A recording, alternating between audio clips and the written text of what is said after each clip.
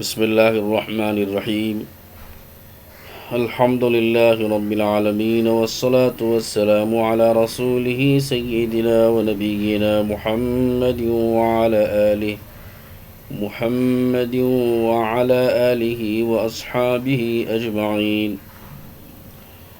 أما بعد، فأعوذ بالله من الشيطان الرجيم. بسم الله الرحمن الرحيم. واللاتي يأتين الفاحشة من نسائكم فاستشهدوا عليهن أربعة منكم، فإن شهدوا فأمسكوهن في البيوت حتى يتوفاهن الموت أو يجعل الله لهن سبيلا. واللذان يأتيانها منكم فآذوهما، فإن تابا وأصلحا فأعرضوا عنهما إن الله كان توابا رحيما. صدق الله العظيم. محترم سامعین کرام، دوستو، بھائیوں اور محترم اور معزز خواتین، قرآن پاک کی جو آیتیں اس وقت میں پڑھی گئی ہیں، یہ چوتھے پارے کی سورہ نساء کی 15 اور 16 نمبر کی 2 آیتیں ہیں، اور یہ ہماری تفسیر جو مدرسہ اصلاح البنات میں ہر جمعرات ہوا کرتی تھی، اس سلسلے کو آگے بڑھاتے ہوئے یہ تفسیر کی جا رہی ہے۔ چونکہ ابھی لاک ڈاؤن کے احکامات جاری ہیں اور اپنے اپنے گھروں میں ہی رہتے ہوئے یہ تفسیر سنی جا سکتی ہے، تو اس لیے اس وقت میں آن لائن اس کو نشر کیا جا رہا ہے، اور اس وقت میں جہاں تک اس سے قبل تفسیر بیان کی گئی تھی، اس سے آگے کی تفسیر عرض کی جا رہی ہے، تو امید ہے کہ توجہ سے سماعت فرمائیں گے۔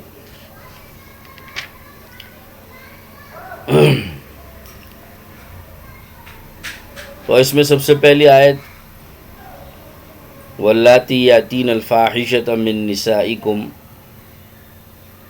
جو عورت کے بدکاری کرے تمہاری بیویوں میں سے، فاستشہدوا علیہن اربعۃ منکم، تو گواہ لاؤ ان پر 4 مرد اپنوں میں سے۔ فإن شہیدوا، اگر وہ 4 مرد گواہی دے دیں اس عورت کی بدکاری کرنے کی، تو فأمسکوہن فی البیوت، تو اس کی سزا یہ سنائی جا رہی ہے کہ ان عورتوں کو گھر ہی میں قید کر کے رکھ دو، باہر جانے نہ دو، اب ان کو گھر میں مقید کر کے رکھ دینا ہے۔ کب تک؟ حتی یتوفاہن الموت، یہاں تک کہ ان کو موت آ کر اٹھا لے جائے، او یجعل اللہ لہن سبیلا، یا دوسری صورت یہ ہے کہ اللہ تعالیٰ خود ہی کوئی راستہ ان کے لیے نکال دے، کوئی راستہ ان کے لیے پیدا فرما دے۔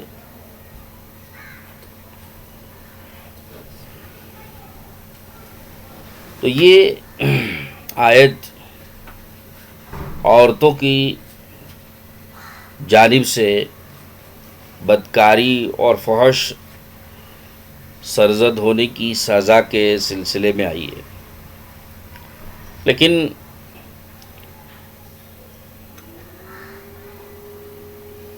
اس میں سزا بیان نہیں کی گئی مکمل طور سے، بلکہ سزا کو موقوف رکھا گیا کہ گھروں میں مقید کر کے رکھ دو موت تک، یا پھر ان کے لیے اللہ کوئی راستہ نکالے گا۔ تو گویا سزا مکمل نہیں بیان کی گئی، بلکہ اس سزا کو اگلے حکم کے آنے تک موقوف رکھا گیا ہے کہ اللہ کوئی راستہ نکالے گا، لہذا جب تک انتظار کرو.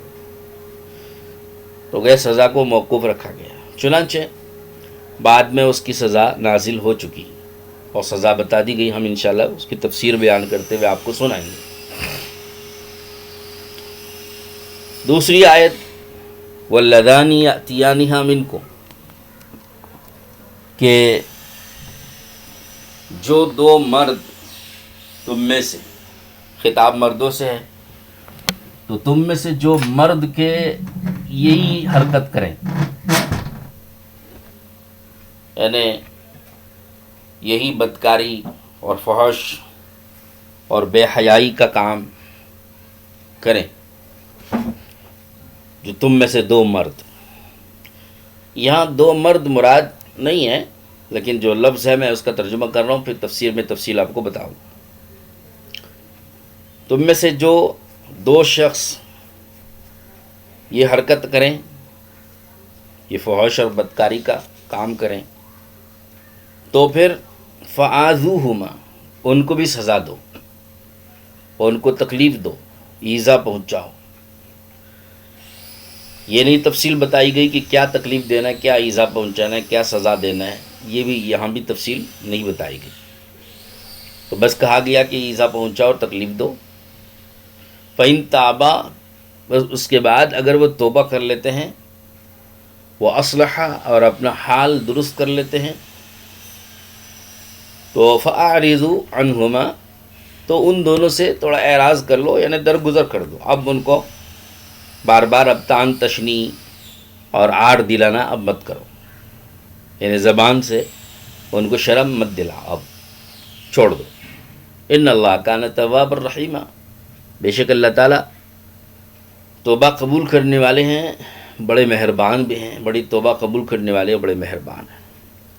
یہ میں نے آیتوں کا جو ترجمہ بنتا ہے تھوڑا سا آسان کر کے میں نے آپ کو بتایا. اب اس میں آپ کو تفسیر دیکھنا ہے، دونوں آیتوں کی تفسیر آپ کو دیکھنی ہے. اس سے پچھلی جو آیتیں گزری ہیں ان آیتوں میں زمانے جاہلیت میں جو بے اعتدالیاں ہوتی تھیں، یتیموں کے مال کے سلسلے میں، یتیموں کی میراث کے سلسلے میں، عورتوں پر ظلم و ستم کے سلسلے میں، اور جو کچھ اس سلسلے میں بہت ساری رسم و رواج، بری قبیحہ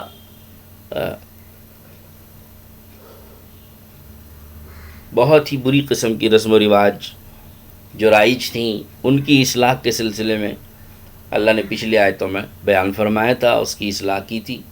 ان آیتوں میں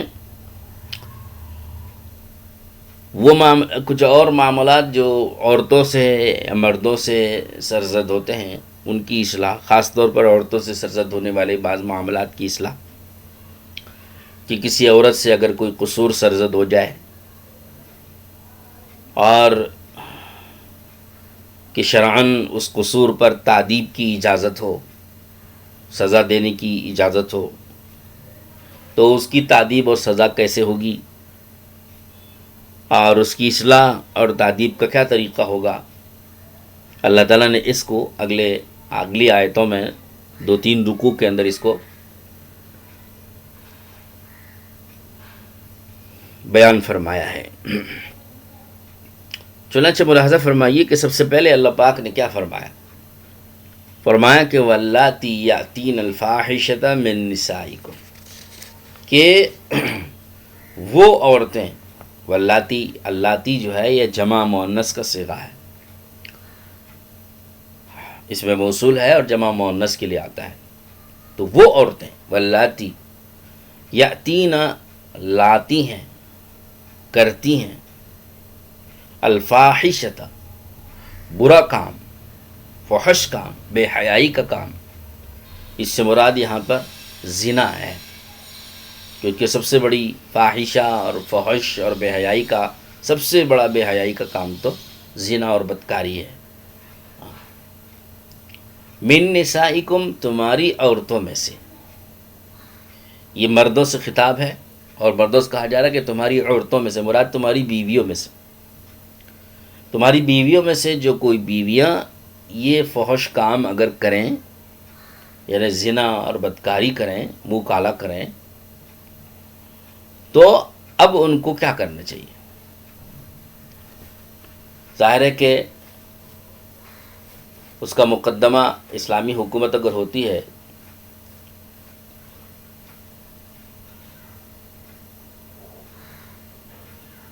تو اسلامی حکومت میں اس کا مقدمہ قاضی کے پاس لے جایا جاتا ہے، اور قاضی کی دربار میں، عدالت میں یہ دعویٰ دائر کیا جاتا ہے کہ اس عورت نے یہ گناہ کیا ہے، تو قاضی مقدمہ درج نہیں کر لے گا، بلکہ ان سے مطالبہ کرے گا کہ بھائی آپ کے پاس گواہ بھی ہیں،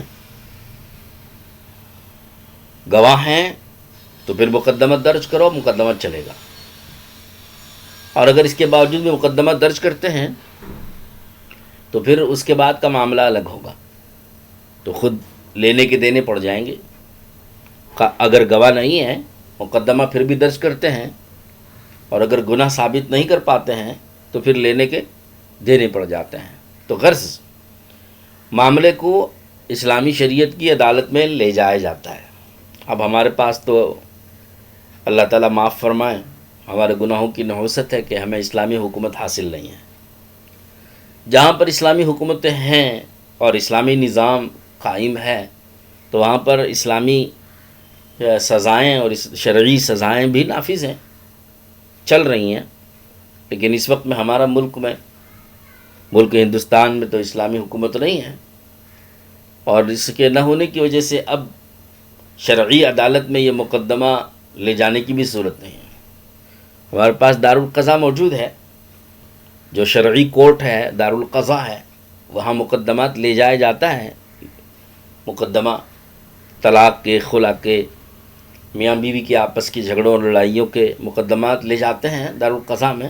لیکن یہ تو ایک تبرع ہے ہماری اپنی طرف سے، ایک اپنی خوشی سے ہم لے جاتے ہیں، اسلامی طریقے کے مطابق عمل کرنے کے سچے جذبے کی وجہ سے۔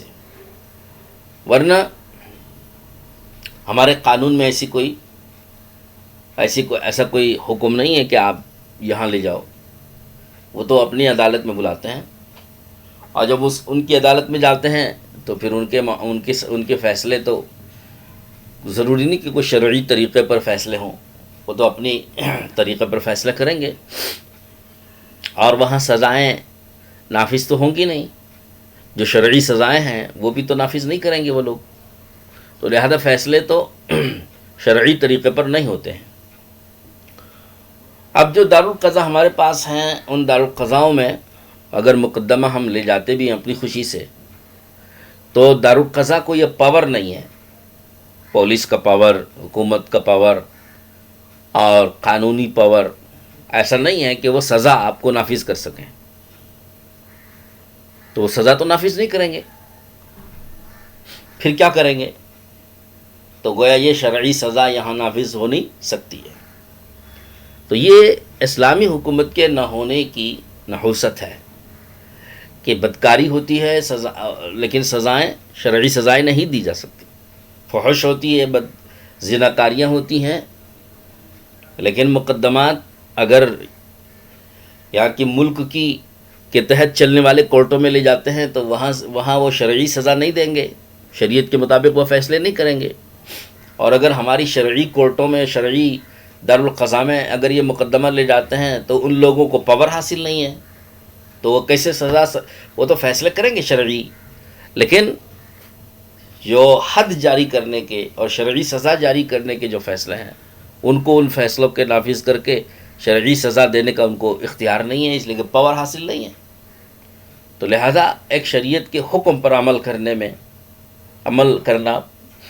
کرنے سے ہم محروم ہو رہے ہیں، جس کی بنا پر زناکاری اور بدکاری کرنے والوں کو ان کی لگام ڈھیلی ہے، اور ان کو جرأت اور ہمت ہے، اور ان کو پتہ ہے کہ ہم کو شرعی سزا نافذ نہیں ہوگی، مقدمے چلتے رہیں گے، چلنے دیجئے، سالوں سالوں مقدمے وہ چلتے ہیں، فیصلے پھر بھی نہیں ہوتے ہیں، تو وہ تو بے دریغ گھومتے رہتے ہیں، پھرتے رہتے ہیں.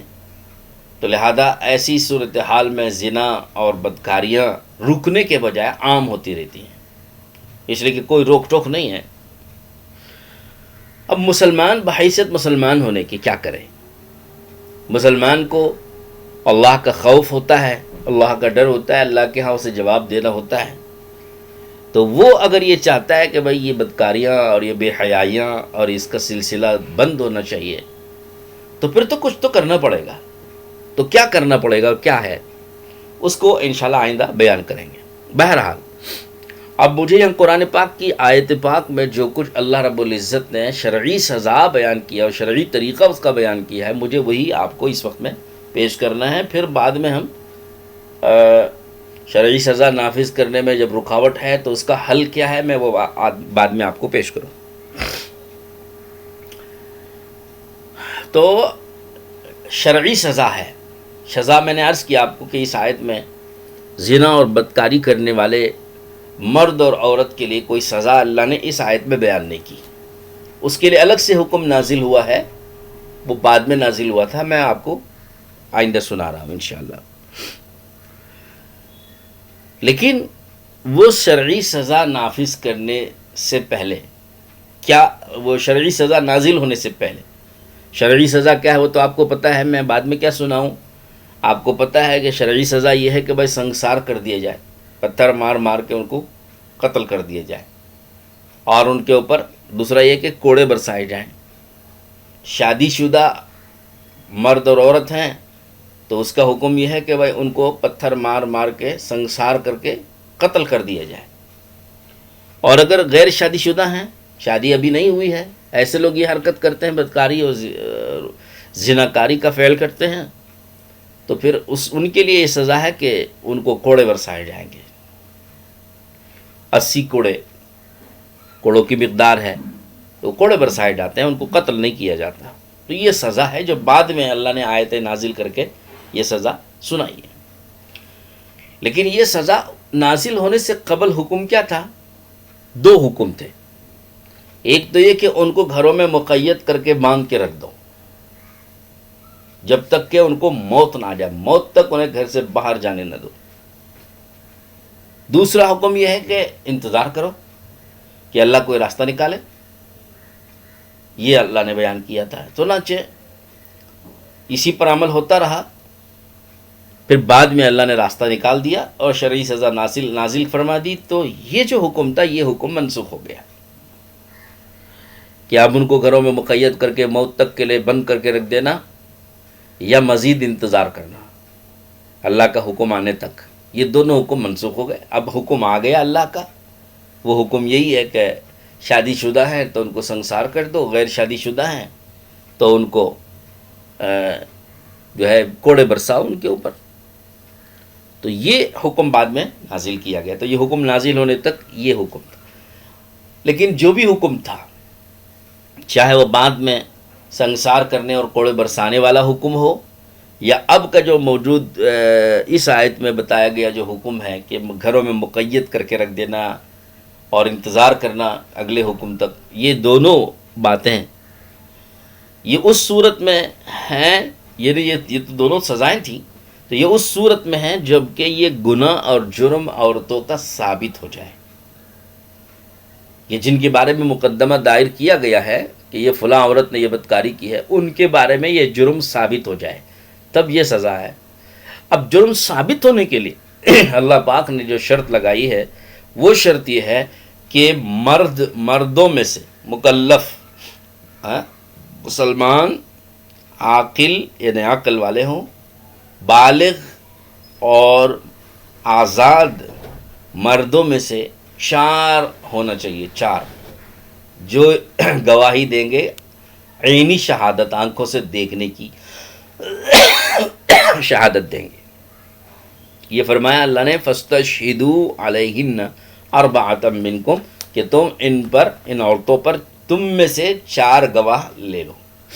اب تم میں سے 4 کا مطلب تم جو ہے وہ تو مرد ہیں، دوسرے کہ مسلمان ہیں، تیسرے کہ آزاد ہیں، غلام نہیں ہونا چاہیے، چوتھے یہ کہ وہ عاقل ہوں، پانچویں بالغ ہوں۔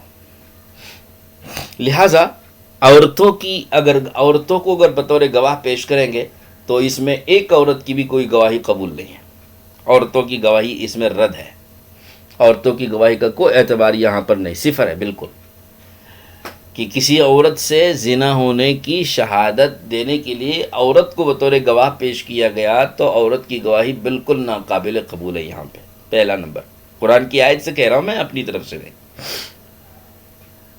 دوسری بات،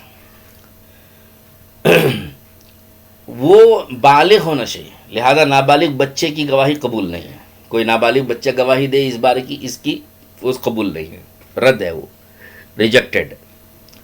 تیسری شرط، وہ آزاد ہونا چاہیے، غلام نہیں ہونا چاہیے، اب تو سب کے سب آزاد ہی ہیں، کوئی غلام نہیں ہے۔ اور چوتھی یہ کہ وہ عاقل ہونا چاہیے، عقل والے ہوں، مطلب یہ ہے کہ وہ پاگل و مجنون نہ ہو، تو لہذا اگر کوئی دیوانہ یا پاگل یا مجنون گواہی دے تو چاہے مرد ہی دے، لیکن پاگل و مجنون اور دیوانہ ہونے کی وجہ سے اس کی گواہی بھی قابل قبول نہیں ہے، وہ بھی رد ہے۔ تو دیکھ لیجئے کتنی شرطیں ہو گئیں، مرد ہونا چاہیے، عورت کی گواہی نہیں چلے گی، آزاد ہونا چاہیے، غلام کی گواہی نہیں چلے گی، بالغ ہونا چاہیے، نابالغ بچے کی گواہی نہیں چلے گی، اور عاقل ہونا چاہیے، عقل مند ہونا چاہیے، مجنون اور پاگل اس کی گواہی نہیں چلے گی، اور مسلمان ہونا چاہیے۔ اگر مرد، یہ سب شرطیں پائی جا رہی ہیں لیکن وہ مرد مسلمان نہیں ہے تو مسلمان غیر مسلم ہے تو اس کی بھی گواہی قبول نہیں ہے۔ تو یہ 5 شرطیں، مسلمان ہو، آزاد ہو، عاقل ہو، بالغ ہو اور مرد ہو، مذکر۔ یہ ان 5 شرطوں کے ساتھ 4 ہونا چاہیے، یہ 5 شرطیں پورے کرنے والے 4 ہوں، 4 ایک نہیں، لہٰذا 3 بھی ہوں گے تو گواہی قبول نہیں ہے، 2 تو کیا 3 کی بھی گواہی قبول نہیں، 4 پورے ہونا چاہیے۔ جب یہ 5 شرطیں پورے کر کے 4 گواہ اگر ہوں اور وہ اگر گواہی دیں اس عورت نے یہ حرکت کی ہے، اور وہ گواہی بھی بڑی سخت ہے، بعض باتیں ایسی ہیں کہ عام مجمع میں بولنا مناسب نہیں ہوتا ہے، لیکن کچھ چیزوں کو اشارے میں بیان کیا جا سکتا ہے جس سے سننے والے بات کو سمجھ جاتے ہیں۔ تو گواہی یہ نہیں کہ بھئی فلاں عورت کے گھر میں ہم نے فلاں مرد کو گھستے ہوئے دیکھا، یہ نہیں چلے گا، یا فلاں عورت کے کمرے میں فلاں مرد کو سوتے ہوئے دیکھا، یہ بھی نہیں چلے گا۔ بالکل میاں بیوی کا جو فعل ہوتا ہے اس فعل کے آنکھوں سے دیکھنے کی گواہی دینا شرط ہے، اس کے بغیر گواہی قبول نہیں ہوتی۔ اب میں نے اشارتاً عرض کر دیا۔ اور حدیث پاک میں بھی اس سلسلے میں کچھ باتیں اشارتاً عرض کی گئیں، مثال دے کر کے عرض کیا گیا کہ جیسے سرمہ دانی میں سلائی، یہ مثال دے کر عرض کیا گیا۔ چونکہ احکامات کے بیان کرنے کا موقع ہوتا ہے تو وہاں کچھ باتیں وضاحت کے ساتھ کہنے کی ضرورت پڑتی ہے، اور اس میں حیا اور شرم مانے ہوگی تو وضاحت غلط ہو جائے گی، تو غرض گواہی مکمل طور پہ صاف اور واضح طریقے پر دینا ضروری ہوتا ہے۔ تو ان شرطوں کے ساتھ اگر گواہ، میں اس لیے عرض کر رہا ہوں کہ میں آگے آپ سمجھ جائیں گے کہ یہ وضاحت کیوں کرنی پڑ رہی ہے، مجبوری بھی ہے۔ اب اس طرح کی گواہی اگر پیش کی جائے تب اس عورت کا جرم ثابت ہو گیا، جب جرم ثابت ہو جائے گا تو پھر سزا نافذ کی جائے گی۔ قرآن کی اس آیت میں تو سزا نہیں بتائی گئی، اتنا کہا گیا کہ ان کو مقید کر کے گھروں میں رکھ دو یہاں تک کہ موت آ جائے، یا اللہ پاک کوئی راستہ نکال دے، جب تک مقید کر کے رکھ دو۔ تو یہ تو حکم سزا نہیں ہے بلکہ ایک طرح کا انتظار ہے، اور بعد میں سزا آ گئی کہ چنانچہ حضرت عمر رضی اللہ تعالیٰ عنہ فرماتے ہیں ان اللہ بعث محمدا بالحق وانزل علیہ الکتاب فکان مما انزل اللہ تعالی آیت الرجم رجم رسول اللہ صلی اللہ علیہ وسلم ورجمناه بعده والرجم فی کتاب اللہ حق علی من زنا اذا احصن من الرجال والنساء. یہ بخاری شریف کی روایت ہے. حضرت عمر رضی اللہ عنہ فرماتے ہیں کہ اللہ تعالیٰ نے حضرت محمد صلی اللہ علیہ وسلم کو نبی برحق بنا کر بھیجا ہے اور ان پر اللہ نے کتاب بھی نازل فرمائی ہے.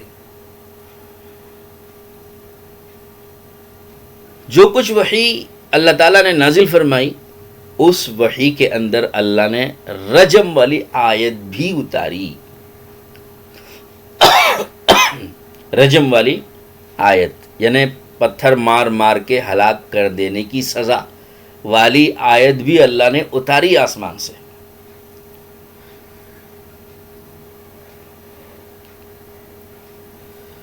پھر فرماتے ہیں کہ رسول اللہ صلی اللہ علیہ وسلم نے بھی رجم کیا ہے, پتھر مار کے ہلاک کر کے سزا دی ہے, نافذ کی ہے, اور ہم لوگوں نے بھی اس کے بعد اس رجم والے حکم پر عمل کیا ہے.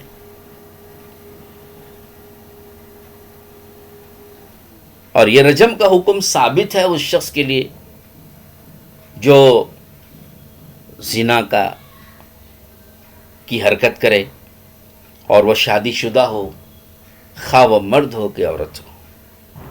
دیکھیے یہ بخاری شریف کی حدیث میں حضرت عمر نے صاف بات فرما دی کہ اللہ نے رجم والی آیت نازل فرمائی. اب میں آپ کو اس کے سلسلے میں تھوڑی صراحت کر دوں کہ دراصل اللہ نے بعد میں حکم نازل کیا, پتھر مار کے ہلاک کر دینے کا حکم اللہ نے نازل کیا اور قرآن کی آیت میں اتارا اور اس پر عمل بھی ہوا, لیکن بعد میں اللہ تعالیٰ شانو نے وہ آیت منسوخ فرما دی, یعنی آسمانوں پر اس آیت کو اٹھا لیا گیا, مگر اس کا جو حکم ہے وہ حکم باقی رکھا گیا. یعنی آیت رجم کرنے کی, پتھر مار مار کر ہلاک کرنے کی جو آیت ہے وہ آیت نازل ہوئی, اس پر عمل بھی ہوا, لیکن آیت کو لفظ کے اعتبار سے آسمان پر اٹھا لیا گیا, واپس نکال لیا گیا, اور وہ آیت کی تلاوت اور لفظ منسوخ ہو گئے, مگر اس کے جو معنی تھے اور اس کا جو حکم تھا وہ دنیا میں باقی رکھا گیا. چنانچہ اس پر عمل ہوتا رہا. آیت رجم منسوخ ہو جانے کے باوجود بھی اس آیت پر عمل ہوتا رہا. حضور اکرم صلی اللہ علیہ وسلم بھی عمل فرماتے تھے اور صحابہ کرام بھی اس پر عمل کرتے تھے. چنانچہ واقعات موجود ہیں. حضرت ماعز اسلمی رضی اللہ تعالیٰ عنہ ایک صحابی ہیں, ان سے یہ فعل سرزد ہو گیا تھا. حضور صلی اللہ علیہ وسلم کی زندگی میں اور زمانے میں صحابی رسول ہیں, لیکن ان سے یہ نادانی کا فعل ہو گیا ایک قبیل ازد کی ایک عورت کے ساتھ. پھر جرم حضور کی عدالت میں مقدمہ پیش ہوا اور جرم ثابت ہو گیا. جرم ثابت ہو گیا تو حضور صلی اللہ علیہ وسلم نے ان دونوں شادی شدہ ہونے کی وجہ سے ان کو سنسار کر دیا. اسی طرح سے ایک یہودی عورت نے ایک یہودی نے بھی زنا کیا تھا, تو اس پر بھی رجم کا حکم نافذ کیا گیا. بہرحال اس کے واقعات موجود ہیں, کئی واقعات موجود ہیں. اب یہاں یہ کوئی سوال نہ کرے کہ صحابی ہوتے ہوئے کیسا یہ فعل کر سکتے ہیں. اس بارے میں تو میں مختصر سی بات اتنی آپ کو کہہ دوں کہ حقیقتاً صحابہ کرام کے دل بھی پاک تھے, عمل بھی پاک تھا, ایمان بھی کامل تھا. اللہ جل شانہ کو, امن والوں کو, قیامت تک آنے والے مسلمانوں کو قرآن کی ہر آیت کا معنی سمجھانا تھا, مطلب سمجھانا تھا, اس کی تفسیر سمجھانی تھی. حتیٰ کہ جن آیتوں میں اللہ نے سزائیں نازل فرمائی ہیں ان سزاؤں کو نافذ کرنے کا طریقہ بھی حضور صلی اللہ علیہ وسلم کے ذریعے سے ہی سکھانا تھا. پھر قیامت تک کوئی سکھانے والا نہیں آئے گا. جب اللہ نے آسمان سے آیتیں نازل کی ہیں, ان آیتوں میں سزائیں اتار رہے ہیں, فلاں جرم کی, فلاں گناہ کی یہ سزا, چور کا ہاتھ کاٹو, فلاں کو قتل کرو اور فلاں کو قصاص میں قتل کرو, اور فلاں کو جو ہے زنا کی سزا نافذ کر کے سنسار کرو, یہ حکم اتر رہا ہے. لیکن اس حکم پر عمل کا طریقہ کیا ہے, کون بتائے گا؟ اللہ کے رسول صلی اللہ تعالیٰ علیہ وسلم ہی کو بتانا ہے، اور آپ بتائیں گے تو پریکٹیکلی بتائیں گے نا، کہ عمل کر کے بتائیں گے نا، تبھی تو بات سمجھ میں آئے گی۔ بغیر پریکٹیکلی طور پہ بتانے کے کیسے بات سمجھ میں آئے گی؟ اب پریکٹس کس پر کریں گے؟ ظاہر ہے کہ جنات پر تو نہیں کریں گے، کافروں پر تو نہیں کریں گے، کسی اور کو آسمان سے پکڑ کے تو نہیں لائیں گے۔ ظاہر ہے کہ وہ جو ایمان لائے ہوئے تھے حضور صلی اللہ تعالیٰ علیہ وسلم پر، انہی پر پریکٹس کرنی تھی۔ اب وہ لوگ تو دل کے پاک، ایمان کامل والے، گناہ سے محفوظ ہیں، ان سے تو گناہ ہوتا نہیں، پھر کیا کریں؟ تو اللہ تعالیٰ شان نے ایسے اسباب پیدا کیے اور ایسے حالات بنائے جس کی وجہ سے ان سے وہ گناہ سرزد ہو، پھر ان کا گناہ حضور کے دربار میں ثابت ہو، اور ثابت ہونے پر حضور اس کی سزا نافذ کر کے پریکٹیکلی طور پہ بتائیں امت کو، قیامت تک آنے والوں کو، کہ اگر ایسا گناہ ہو گیا تو سزا یوں دی جاتی ہے۔ تو یہ ہے مختصر سی بات، جو حضرات صحابہ اکرام سے جو کچھ ہوا ہے ان کے متعلق یہ مختصر سی وجہ جو میں نے بتائی آپ کو، کہ یہ ذہن میں رکھ لینا چاہیے۔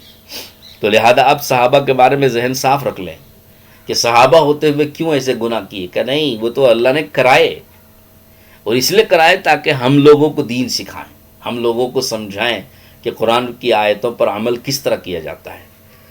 تو قربان جائیں ان صحابہ پر کہ جن صحابہ اکرام پر تجربہ کیا گیا اور جن پر پریکٹس کی گئی، اور جن صحابہ اکرام کے ذریعے سے دین سمجھایا گیا، اللہ ان کی قبروں کو نور سے منور فرمائے۔ تو بہرحال حضرت معاذ اسلمی رضی اللہ تعالیٰ عنہ اور ایک قبیل ازد کی عورت سے ایسا ہوا تھا، اور پھر اس کے علاوہ بھی کئی واقعات ہیں اس کے جن سے یہ عمل سرزد ہوا، اور پھر ان کی سزا حضور صلی اللہ علیہ وسلم نے نافذ کی۔ تو میں ذکر کر رہا ہوں کہ یہ سزا اللہ نے آیت میں قرآن کی نازل فرمائی تھی، لیکن قرآن کی اس آیت کو اٹھا لیا گیا، لیکن اس پر عمل کو باقی رکھا گیا۔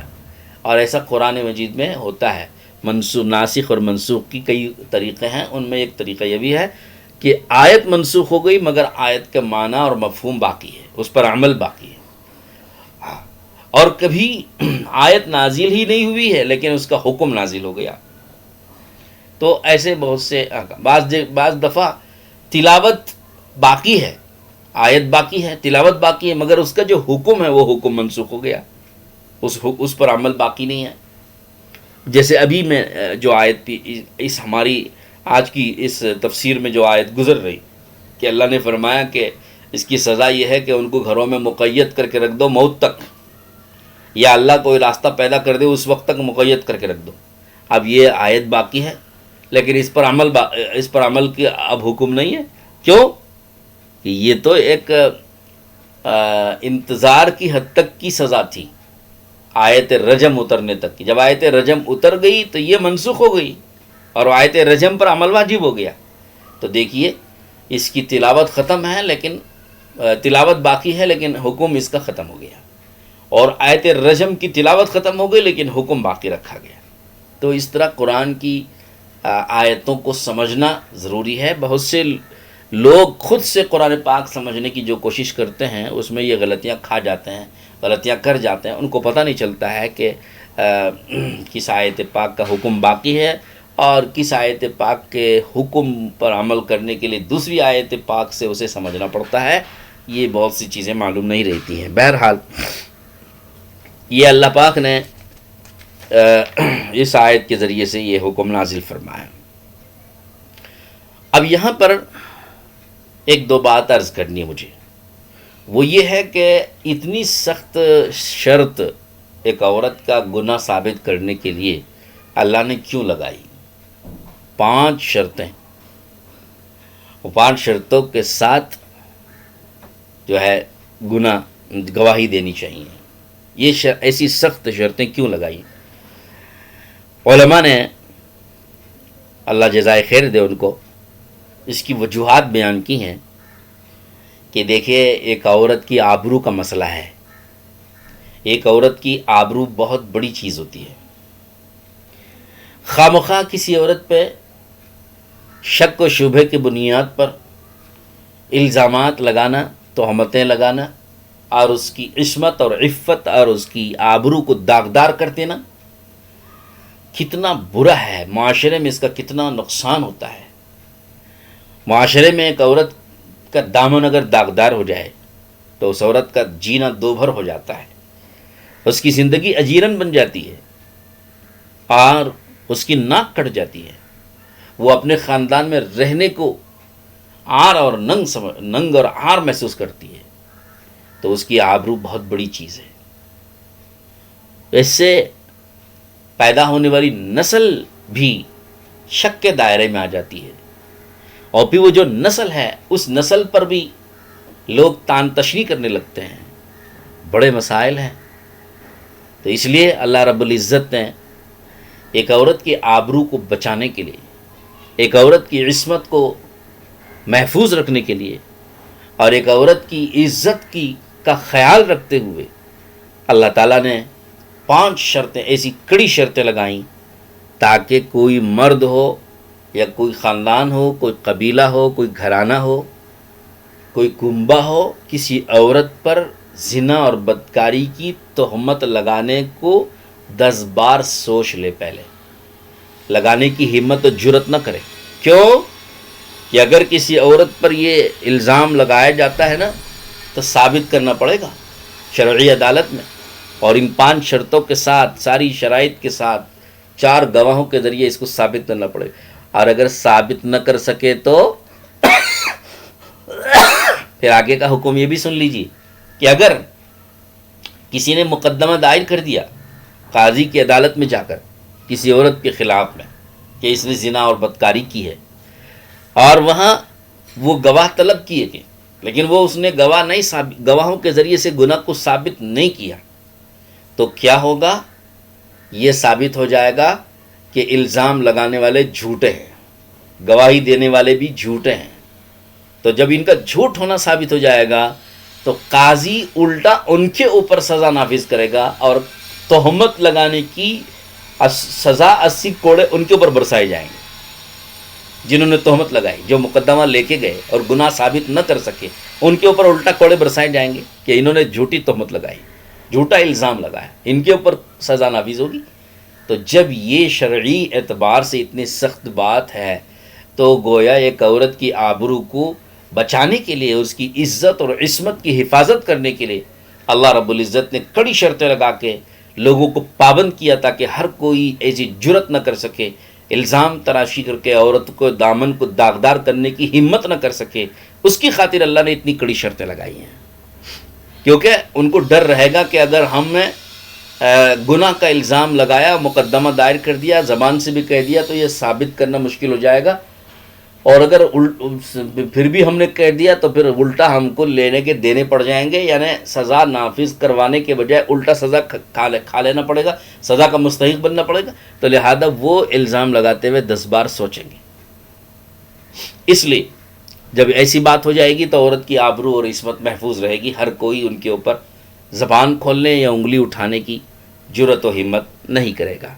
تو یہ میری محترم خواتین، آپ اللہ کا شکر کریں، آپ اللہ کا شکر کریں کہ اللہ رب العزت نے آپ کی آبرو بچانے کے لیے اور آپ کی عصمت بچانے کے لیے اللہ نے کتنا لحاظ فرمایا ہے۔ ایک عورت کی شان کو محفوظ رکھنے کے لیے اللہ نے کتنی جو ہے پاسداری فرمائی ہے۔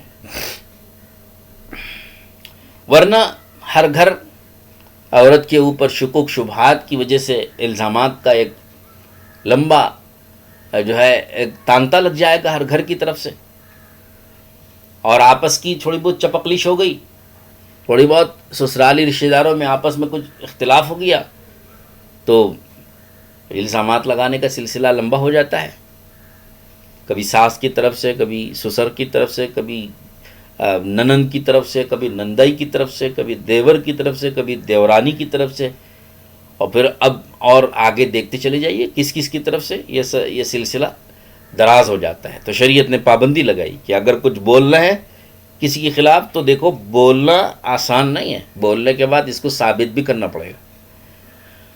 اب رہا یہ سوال کہ صاحب اب تو ہمارے ہاں ہمارے ملک میں شرعی عدالت نہیں ہے، شرعی عدالت ہے نہیں کہ مقدمہ لے جائیں اور یہ 4 گواہ کے ذریعے اسے ثابت کریں، پھر اس کے اوپر حکم اور سزا نافذ ہو، اور پھر اگر ثابت نہیں کر سکے تو الٹا ہمارے اوپر حد قذف لگے، جھوٹی تہمت لگانے کی سزا اور اس کے کوڑے لگائے جائیں۔ یہ تو اب ہمارے ملک میں نہیں ہو سکتا۔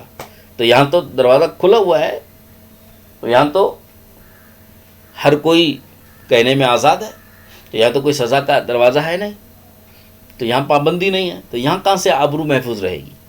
تو اس کا جواب یہ سن لیجئے کہ ہم تو مسلمان ہیں، اللہ پر ایمان رکھتے ہیں اور آخرت پر ایمان رکھتے ہیں۔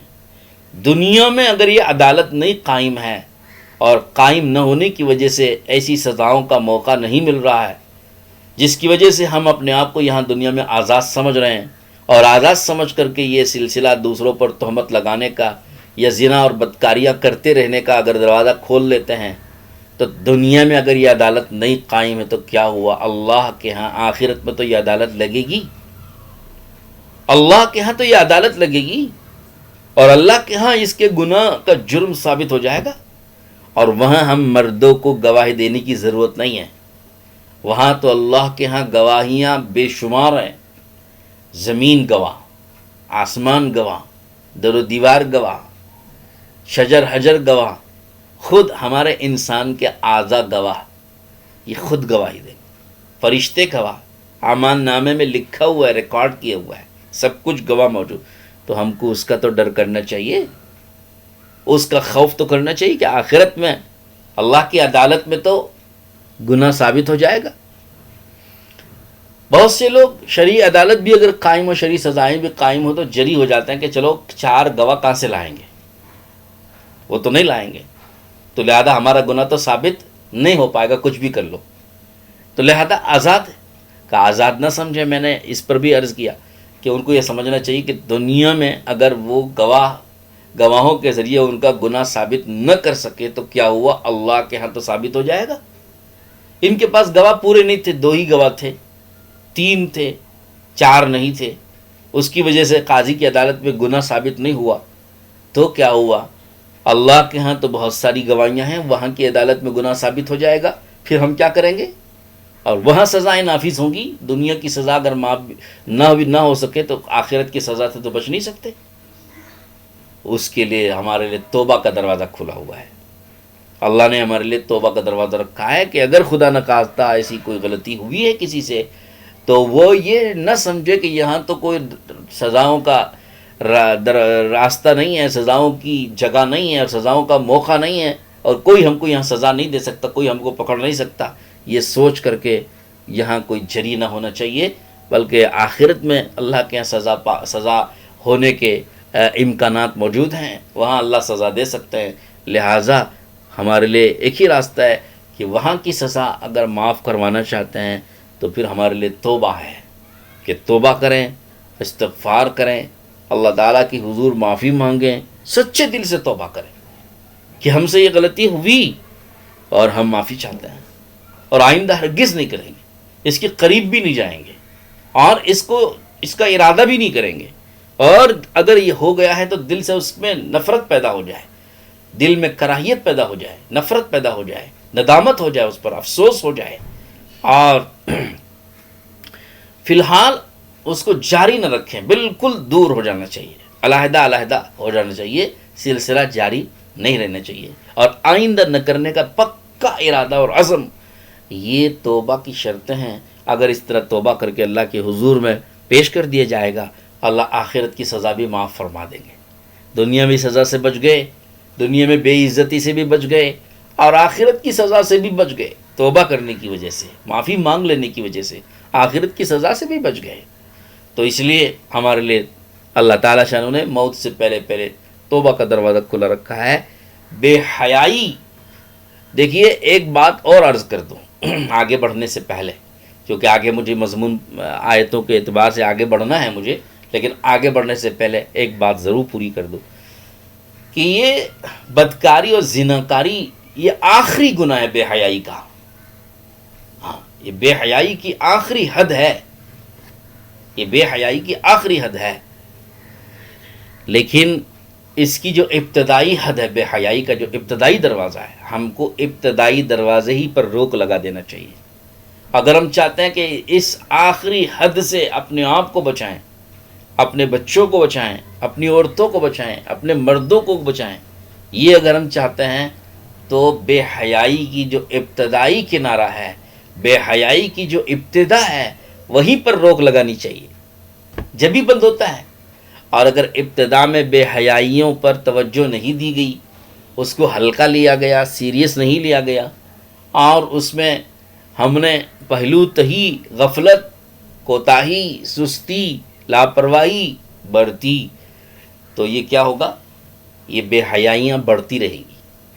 آج ایک بے حیائی کا کام ہوا، کل دوسری، پرسوں تیسری، پھر چوتھی، پھر پانچویں، پھر اس کا دروازہ کھلتا کھلتا کھلتا کھلتا کھلتا، پھر وہ آخری جو کنارہ بے حیائی کا، جو جس کو زنا سے تعبیر کر کے آج کی آیتوں میں بتایا گیا، وہاں تک پہنچ جائے گا۔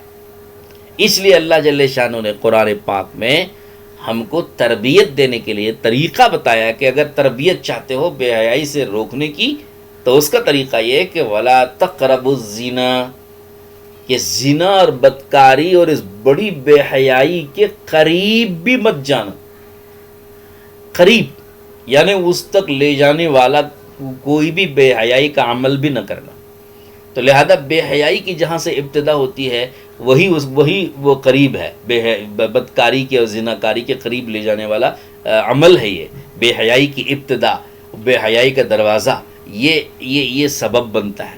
تو لہذا ہم کو چاہیے کہ بے حیائی کی ابتدا ہی سے ہم رک جائیں۔ بچیوں کو بے حیائی سے روکنے کا طریقہ کیا ہے؟ مثلا میں، چونکہ یہ بہت اہم بات ہے، بہت اہم پہلو ہے، معاشرے میں ان چیزوں پر توجہ نہیں دی جاتی۔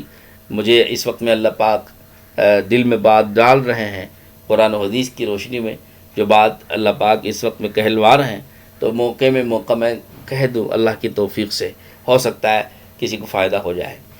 تو اس بے حیائی سے گھروں میں روکنے کا طریقہ کیا ہے؟ دیکھیے، بچے ہیں، بچیاں ہیں، گھر میں ملی جلی فیملی رہتی ہے، تو ہمیشہ نظر رکھنا چاہیے بچوں کے کاموں پر، خاص طور پر تنہائی میں جب ماں باپ نہیں ہوتے، بڑے نہیں ہوتے، تو بچے کھیلتے رہتے ہیں، تو وہاں ایک نگاہ ہمیشہ ذرا چلتے پھرتے طائرانہ طریقے سے ایک نگاہ ڈالتے رہنے چاہیے کہ تنہائیوں میں بچے کیا کر رہے ہیں۔ کچھ جھونپڑا بنا لیتے ہیں، وہاں بیٹھ کے کھیلتے رہتے ہیں، کچھ جھونپڑا بنا کے اندر سب سو جاتے ہیں بچے مل کے آپس میں۔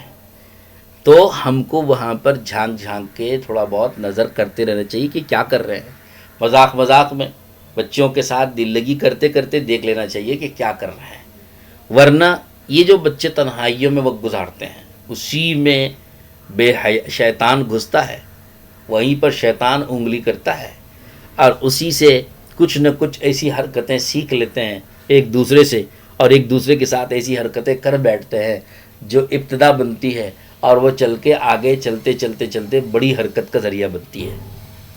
اسی طرح سے تنہائیوں میں بچے سو رہے ہیں، تو سونے کے طریقے پر بھی نظر رکھیں، کس طرح سو رہے ہیں۔ مثلا علماء نے لکھا ہے، یہ میں اپنی طرف سے نہیں کہہ رہا، حدیثوں میں بھی یہ بات آئی ہوئی ہے، علماء نے لکھا ہے کہ لڑکا ہو اگر اوندھا سو رہا ہے، تو یہ سمجھ لینا چاہیے کہ اس کے خیالات کہیں پراگندہ ہو رہے ہیں اور گھوم رہے ہیں، اور پھر وہ شہوت اور لذت کی طرف مائل ہو رہا ہے۔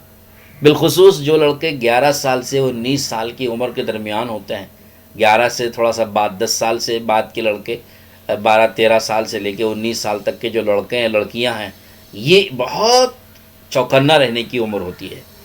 تو لڑکے ہیں اگر وہ اوندھا سو رہے ہیں، تو یہ خیال کرنا چاہیے کہ اس کے خیالات کچھ بھٹک رہے ہیں، اور یہ شہوتوں کی طرف، لذتوں کی طرف مائل ہو رہا ہے، اور یہ عمر ہے اس کی، اس وقت اس موقع پر اس کے اندر وہ پیدا ہوتی ہے شہوت اور لذت۔ تو لہذا شیطان ان شہوتوں اور لذتوں کی طرف اس کے ذہن کو منتقل کرتا ہے، اور وہ ان شہوتوں اور لذتوں کے حاصل کرنے کے اسباب ڈھونڈتا ہے بچہ، اور شیطان اس کو تلاش کر کے دکھاتا بھی ہے۔ تو لہذا تنہائیوں میں اگر لڑکے اوندھا سو رہے ہوں، تو فوراً تنبیہ کر کے ان کو سیدھا کرنا چاہیے اور ڈانٹنا چاہیے ایک مرتبہ 2 مرتبہ بار بار ان کو کروٹ بدلیں اور ان کو کروٹ سونے پر کہا جائے اور عمدہ سونے سے روکا جائے، اور اگر وہ اسی طرح کے عادی ہو جائیں تو ان کو سزا دی جائے اور تنبیہ کی جائے، سختی کی جائے، اور عمدہ سونے ہرگز ان کو نہ دیا جائے۔ یہ لڑکوں کے ساتھ۔ لڑکیوں کے ساتھ کا معاملہ یہ ہے، علماء نے لکھا ہے کہ لڑکی کو چت لیٹنے نہیں دینا چاہیے۔ چت یعنی پیٹھ زمین سے اور پیٹ اور سینہ آسمان کی طرف، دونوں پاؤں پھیلائے ہوئے، اس طرح سونے لڑکیوں کو نہیں دینا چاہیے۔ اس میں کیا خیالات پیدا ہوتے ہیں مجھے شاید بڑی خواتین کو بتانے کی ضرورت نہیں ہے۔ اس میں بھی شیطان داخل ہوتا ہے اور ان کو غلط قسم کے کاموں کے خیالات ان کے دلوں میں گھماتا رہتا ہے۔ تو لہذا لڑکیوں کے متعلق کہا گیا کہ ان کو چت لیٹنے نہ دینا چاہیے۔ لڑکوں کو عمدہ لیٹنے سے منع کرو اور لڑکیوں کو چت لیٹنے سے منع کرو، روکنا چاہیے۔ ان کو بھی کروٹ لیٹنے پر کہا جائے۔ کبھی عمدہ بھی لیٹتی ہیں اور لڑکیاں، اور عمدہ بھی لیٹنے نہیں دینا چاہیے۔ عمدہ لیٹنے کے متعلق حدیث میں آیا کہ یہ شیطان کا طریقہ ہے، عمدہ لیٹنا یہ شیطان کا طریقہ ہے۔ تو لڑکیاں بھی خاص طور پر ان کو بھی عمدہ لیٹنے سے منع کریں، لیکن خاص طور پر چت لیٹنے سے بھی ضرور منع کریں، ان کو چت لیٹنے نہ دیں۔ ایک بات تو یہ ہے جو توجہ دینی کی، بے حیائی سے ابتدائی سے بے حیائی سے روکنے کے لیے ایک بات تو یہ ہو گئی۔ دوسری بات یہ ہے کہ حدیث میں آتا ہے کہ جب بچے 10 سال کے ہو جائیں تو ان کے بسترے الگ کر دو۔ یہ حدیث میں آیا ہے کہ جب بچے 10 سال کے ہو جائیں ان کے بسترے الگ کر دو۔ اب ان کو بستروں پر ایک ساتھ سونے نہ دو۔ ایک ساتھ کا کیا مطلب؟ لڑکے لڑکیاں ایک ساتھ نہیں سوئیں گی، پھر لڑکی 2 لڑکیاں بھی ایک ساتھ نہیں سوئیں گی، 2 لڑکے بھی ایک ساتھ نہیں سوئیں گے۔ ایک تو لڑکیوں کو لڑکوں سے الگ کرنا اس عمر میں، بلکہ اس عمر سے پہلے ہی ہو جانا چاہیے۔ یہ تو آخری حد بتائی گئی کہ بھائی اس عمر تک بھی پہنچ کے دونوں کے بسترے الگ نہیں ہوئے تو اب آپ کو خود یہاں دخل اندازی کر کے ان بچوں کے بسترے الگ کرنا چاہیے، ورنہ تو شروع سے ہی جو بچے ہیں، بچیاں ہیں، بچے ہیں، ان کو علیحدہ علیحدہ رکھنا چاہیے۔ میل جول کے کھیلنے میں کوئی حرج نہیں ہے، لیکن ایسا اختلاط کہ جسم سے ملے ان کا، یہ اس میں ذرا نظر رکھنی پڑے گی۔ تو غرض سوتے ہوئے بسترے 10 سال کے بچوں کے الگ کر دینا چاہیے۔ لڑکیوں کے لڑکوں سے بھی الگ کریں، خود آپس میں بھی لڑکے اور لڑکیاں ایک ساتھ بھی نہ سونا چاہیے بستر پہ۔ ہمارے گھروں میں عام طور پہ رواج بن گیا ہے کہ لمبے بڑے بسترے سلاتے ہیں، گھروں میں تنگی ہوتی ہے، چھوٹی چھوٹی جگہ ہوتی ہیں، تو بڑے بسترے بنا کر سب کو ایک ساتھ سلا دیتے ہیں، اور ایک بڑی سی چادر، کمبل اور ایسا کوئی بنتا بنا لیتے ہیں، وہ سب کو ملا کے ایک ساتھ اڑا دیتے ہیں۔ تو چھوٹے بچوں کے ساتھ تو چلے گا، جو کم عمر بچے ہیں، زیادہ شعور ان میں نہیں ہے، 10 سال سے نیچے کے بچے ہیں، ان میں زیادہ شعور نہیں ہے، تو ان میں تو یہ بات چل جائے گی، لیکن شعور ان میں جب بیدار ہونے لگے تو اب ان کا بسترا الگ کر دیجیے۔ تھوڑا سا خرچہ پڑے گا آپ کو، ہاتھ سے سلنا پڑے، تھوڑے سے پیسے خرچ کرنا پڑے، لیکن بستر الگ کریں۔ اب جگہ چھوٹی ہے تو ان کو کیسے الگ الگ سلائیں؟ تو اب آپ کو میں کیا بتاؤں، آپ خود اس کی تدبیر کریں۔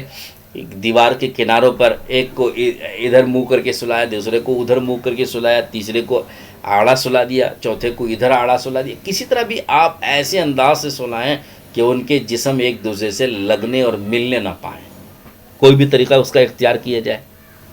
تو یہ ایک دوسرا طریقہ ہے۔ تیسرا طریقہ بے حیائی سے روکنے کا یہ ہے کہ ان کے لباس پر نظر رکھنی چاہیے۔ لباس بچیوں کا خاص طور پر، بالکل بچیوں کا خاص طور پر لباس۔ عام طور پہ بچیاں اور بچے استنجا اور بیت الخلاء وہ جب کر لیتے ہیں تو ان کے ازار نکال دیتے ہیں، وہ شرٹ پر رہتے ہیں، جبے پر رہتے ہیں، اور یہ لڑکی جمپر پر رہتی ہے اور ازار نکالے ہوئے پھرتے رہتے ہیں۔ چونکہ جمپر اور جبہ نیچے تک اترا ہوا ہوتا ہے تو سطر بھی ڈھک جاتا ہے، تو ازار پہنا ہے نہیں پہنا ہے زیادہ اس پر توجہ نہیں دی جاتی۔ دیکھیے یہ بھی غلط بات ہے، ان کو ہمیشہ تنبیہ کرنا چاہیے کہ ازار پہنو، کہ ازار کیوں نہیں پہنی ہے، ازار پہنائیے۔ چھوٹی بچی کیوں نہ ہو، چھوٹا بچہ کیوں نہ ہو، بچپن سے ان کو ازار پہنے رہنے کا عادی بنائے۔ بغیر ازار پہنے ہوئے اگر کوئی بچہ کوئی بچی نظر آئے تو آپ ان کو ڈرائیں ان کو، اور اتنا ڈرائیں کہ آپ کو دیکھتے ہی ان کو ازار یاد آ جائے، اور الحمدللہ پرانے لوگوں میں یہ عادت موجود ہے. ایک تو یہ. پھر اس کے علاوہ نہلانے کے لیے لے جاتے ہیں حمام کے اندر مائیں، اور کبھی بچے خود نہانے کے عادی ہو جاتے ہیں. جیسے جیسے بچے شعور والے ہوتے جائیں ان کو خود نہانے کی عادت ڈالیں. اور آپ نہلا رہے ہیں تو ایک بچوں کو دوسرے بچوں کے سامنے ننگا نہ نہلانا چاہیے، اس کا خیال رکھیں. اور نہلانے کے بعد جب ان کو کپڑے پہنانے کے لیے آپ حمام سے بھیج دیتے ہیں تو کبھی ننگا ہی بھیج دیتے ہیں کہ جاؤ جا کے کمرے میں کپڑے پہن لو، اور ان کو بدن ڈھکا ہوا نہیں ہے، ننگا بدن حمام سے باہر آ رہے ہیں بچے، اور سارے گھر کے بچے ان کو دیکھ رہے ہیں. تو یہ چیز بھی حیا کے خلاف ہے. حیا کا تقاضا یہ کہ کپڑے ساتھ میں لے جائیں اور ان کا بدن لپیٹ کے ڈھک کر کے وہاں بھیجیں. کم سے کم ٹاول اتنا ہونا چاہیے بڑا کہ ان کے بدن ڈھکا ہوا. بالخصوص بچیاں ہیں، بچیاں جیسے جیسے تھوڑا سا بڑی ہوتی ہیں، 6-7 سال سے اوپر کی بچیاں ہوتی ہیں تو ان کے سینے بھی تھوڑا سا ابھرنے لگتے ہیں. تو ایسی بچیوں کو ان کے سینے پر اور بدن پر کپڑا لپٹے بغیر وہاں سے ننگا حمام سے بھیج دینا، یہ بھی بے حیائی کے پیدا ہونے کا سبب ہوتا ہے. تو ان کو وہاں حمام ہی میں بدن لپیٹ کے بدن ڈھانک کے بھیجنا چاہیے. اور اسی طرح سے کئی مواقع ہیں، مثلا سر پہ اور لڑکیاں ہیں سر پہ مکھنا نہیں پہنی ہوئی ہیں، اوڑھنی نہیں اوڑھی ہوئی ہیں، تو بچیوں کو فوراً جو ہے عادت ایسی ڈالیں کہ وہ ننگے سر نہ رہیں. کبھی کبھی اوڑھنی نکل گئی کھیلنے کودنے کی وجہ سے تو چھوٹی بچیوں پہ تو نظر انداز کر سکتے ہیں، لیکن پھر زیادہ دیر تک اس طرح رہنے ان کو نہ دیا جائے. فوراً پھر ان کو کہا جائے کہ جو ہے تم اوڑھنی اوڑھ کے آؤ. تو اوڑھنی اوڑھنے کی، مکھنا پہننے کی عادت ان کو ڈالیں، ننگے سر رہنے سے ان کو روکنا چاہیے. اس طرح سے اسی طریقے سے ان کے لباس بھی بچوں کے تنگ اور باریک نہیں ہونا چاہیے، یہ بھی بے حیائی پیدا ہونے کا سبب ہوتا ہے. اب یہ میں نے چند مثالیں آپ کو بتا دیں، ایسی بہت سی مثالیں بن سکتی ہیں. آپ کو میں نے اشارہ دے دیا کہ بچوں کو شروع سے ہی حیا ان کے اندر پیدا کرنا چاہیے. بے حیائی کی کوئی حرکت یا بے حیائی کا کوئی فعل یا بے حیائی کا کوئی عمل ان سے سرزد نہ ہونے پائے، اس کا دھیان اور خیال رکھنا چاہیے. تو لہذا یہ شروع سے روکنے کے طریقے ہیں بے حیائی کو اور فحش کو اور زنا کو. اگر شروع سے نہ روکا گیا تو دھیرے دھیرے چلتے چلتے وہ بے حیائی جو ہے وہ ان کی ایک عادت ثانیہ بن جاتی ہے، طبیعت میں ایک عادت بن جاتی ہے بے حیائی. حیا نکلتی چلی جاتی ہے ان کی زندگی سے، اور جب حیا نکلتی چلی جاتی ہے تو بڑی سے بڑی حرکت بھی ان کو بری نہیں لگتی. آپ ڈانٹ رہے ہیں کہ کیا حرکت کر رہے ہو، لیکن ان کو ڈانٹنے کی وجہ نہیں سمجھ میں آ رہی، کیوں مجھے ڈانٹ رہے ہیں، کیوں؟ اس لیے کہ ان کو وہ بے حیائی کا شعور ختم ہو گیا، ان کو وہ بے حیائی معلوم نہیں ہو رہی ہے.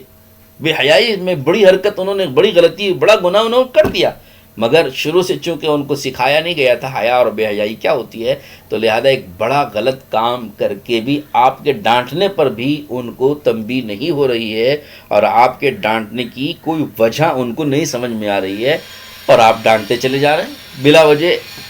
تو یہ جو ہے یہ نتیجہ ہے شروع سے بے حیائی سے نہ روکنے اور حیا نہ پیدا کرنے کا، یہ نتیجہ ہوتا ہے. تو غرض محترم خواتین اور عزیز دوستوں اور بھائیوں، قرآن کی اس آیت نے ہم کو بہت کچھ سکھایا ہے. یہ آیت اب میں آپ کو کیا بتاؤں، ایک حدیث مجھے ضرور عرض کرنا ہے ختم کرنے سے پہلے، کہ اللہ کے رسول صلی اللہ تعالیٰ علیہ وسلم نے ایک حدیث بیان کی. حضرت خزیمہ ابن ثابت رضی اللہ تعالیٰ عنہ فرماتے ہیں، قال رسول اللہ صلی اللہ علیہ وسلم ان اللہ لا یستحیی من الحق 3 مرات لا تأتوا النساء فی ادبارہم. حضور اکرم صلی اللہ علیہ وسلم حضرت خزیمہ ابن ثابت رضی اللہ عنہ فرماتے ہیں کہ دیکھو، اللہ کے رسول علیہ السلام نے ارشاد فرمایا کہ دیکھو، اللہ حق بات بولنے سے شرماتے نہیں ہیں، اور میں تمہیں حق بات بولتا ہوں. کیا بات بیان کی؟ فرمایا کہ عورتوں کے جو ہے پیچھے کے راستے کو استعمال مت کرو، یہ فرمایا.